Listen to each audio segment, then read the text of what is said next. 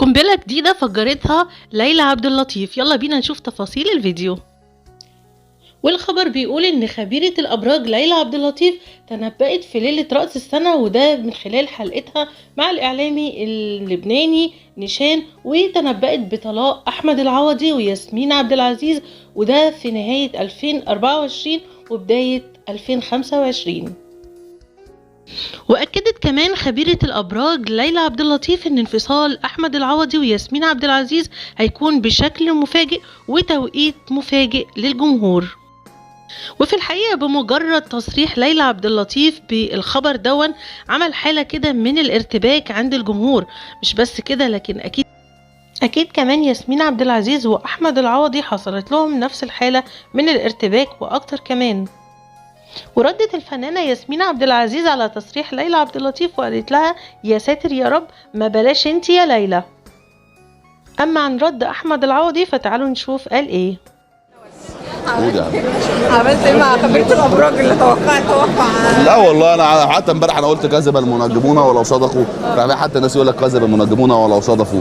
هي بس انا عايز اوضح معلومه للناس، هي لا ايه ولا حديث، دي مقوله مقصوره، يعني هي لا هي حديث نبوي ولا هي آية قرآنية، اختلفت عليها الأقوال. يعني في ناس يقول لك لو صدقوا وفي ناس يقول لك لو صدفوا، بس هي في الحالتين أنت ما ينفعش تصدق منجم لا يعلم الغيب إلا الله. أنت بتوصف التصريح ده إزاي أصلا؟ لا عادي، هو اجتهادات شخصية، يعني زي خبراء الفلك وزي خبراء الأبراج والحاجات دي كلها.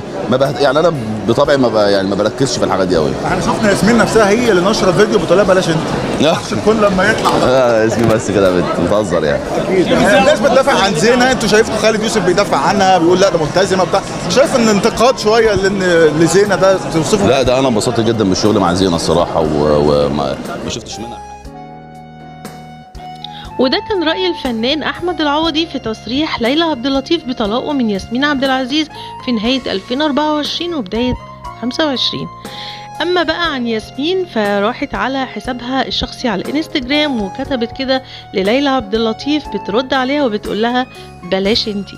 علق بعدها أحمد العوضي وقال بيعلق على كلام ياسمين وقال كذب المنجمون ولو صدقوا، في إشارة منهم إن ليلى عبد اللطيف منجمة أو عرافة أو دجالة، كلها نفس المعنى، يعني محدش يصدقها ولا حد يحط كلامها في الاعتبار.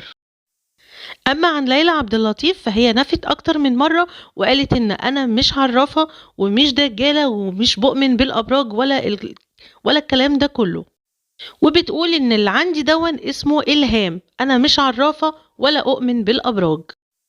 أما عن ياسمين عبد العزيز وأحمد العوضي فبالرغم من أنهم ردوا على ليلى عبد اللطيف إلا أنهم أكيد اتهزوا من الكلام أو من التصريح، وكمان أكيد اتخضوا.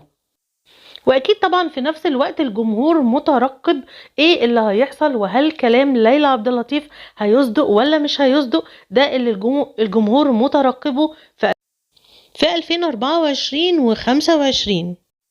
وده طبعا لأن عالمة الأبراج ليلى عبد اللطيف كل ما بتتوقع أو بتتنبأ عن حاجة بالفعل بتحصل، سواء حاجة سياسية أو اقتصادية أو حاجة بتخص الفنانين وإنه سبق ليها إنه تنبأت بحاجات كتيرة جدا وخصوصا على المستوى السياسي، والحاجات دي كلها كانت بتحصل.